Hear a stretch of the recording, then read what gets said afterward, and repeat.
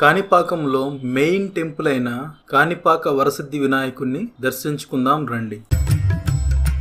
ఇక్కడి స్థల పురాణం ప్రకారం ఈ ప్రాంతంలో ముగ్గురు అన్నదమ్ములు ఉండేవారు. వారు అవిటితనంతో బాధపడేవారు. ఒకరికి మూగ, ఒకరికి చెవుడు, ఒకరికి గుడ్డి. వీరు వారికున్న కొంచెం పొలాన్ని సాగు చేసుకుంటూ జీవించేవారు. ఒక సమయంలో బావిలో నీరు అడుగంటడంతో వీరు బావిలోకి దిగి ఇంకా లోతుకు తవ్వటానికి ప్రయత్నించారు. ఇలా లోపలికి తవ్వే సమయంలో వారి గడ్డపారకు ఒక నల్లని రాయి తగిలింది. అదేంటా అని చూసేలోపే దాని నుంచి రక్తం కారటం మొదలైంది. దీంతో ఆ బావిలో ఉన్న నీరు ఎర్రగా మారాయి. ఆ రక్తం ప్రభావంతో ఆ ముగ్గురికి అవిటితనం పోయి సంపూర్ణ ఆరోగ్యవంతులుగా తయారయ్యారు.